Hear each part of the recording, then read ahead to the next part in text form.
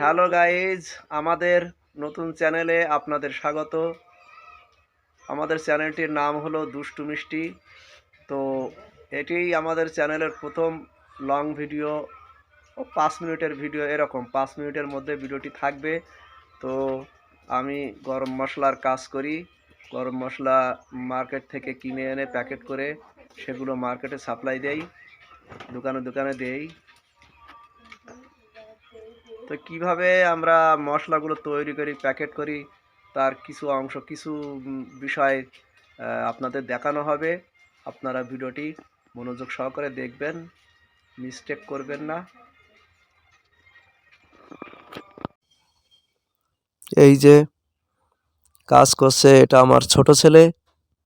প্রথমে আমরা pipe packet একটা সাইজ করে কেটে নেই।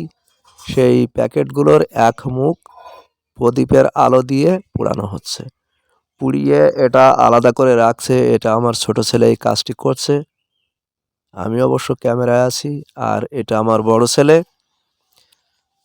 যে প্যাকেটগুলো মুখ আটকে রাখা হয়েছিল, সেই প্যাকেটগুলোর তার ভিতর এখন কাঠ ঢোকানো হচ্ছে। ছাপানো কাঠ আছে, সেই কাঠগুলো প্যাকেটগুলোর ভিতর ঢোকাচ্ছে। এটা আমার বড় ছেলে এই কাজটি করছে। তো এইভাবে কাঠগুলো ঢুকিয়ে ঢুকিয়ে এটা আলাদা করে রাখা হচ্ছে। এগুলো আলাদা করে রাখছে, এই যে পাশে আলাদা করে রাখছে। এগুলো প্যাকেটে ঢোকানো কাগজ।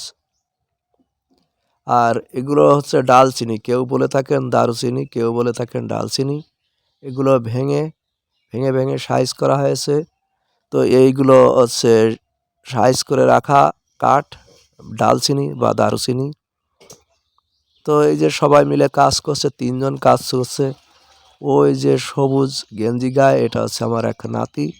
কালো সোয়েটার পরা, জ্যাকেট পরা, এটা হচ্ছে আমার বড় ছেলে। আর ওই ধারে ওই যে খালি গায়ে কাজ করছে, ওর শীত কম লাগে, তো ও কাজ করছে, ওটা আমার ছোট ছেলে।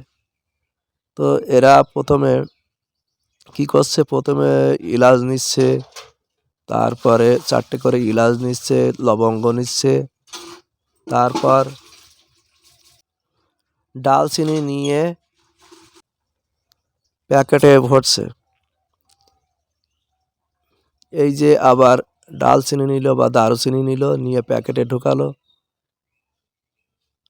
ঢুকাচ্ছে। তারপর কিছু ইলাচ নেবে, লবঙ্গ আর ইলাচ মিশিয়ে একসঙ্গে নিয়ে তারপরে প্যাকেটে ঢুকাচ্ছে।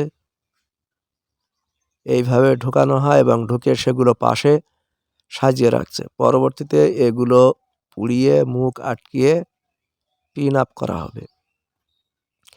পিন আপ করে সেগুলোকে আবার নতুন করে একটা বোর্ডে সেট করা হবে। সে কাজগুলো এখন দেখানো সম্ভব হবে না। এখন এই কাজগুলো কমপ্লিট হয়ে গেলে তারপর কিভাবে আমরা বোর্ডে পিন করি, পিন আপ করি, সেটাই দেখানো হবে। তো ভিডিওটি আমি এখানে শেষ করছি। আপনারা সকলেই ভালো থাকবেন। ধন্যবাদ।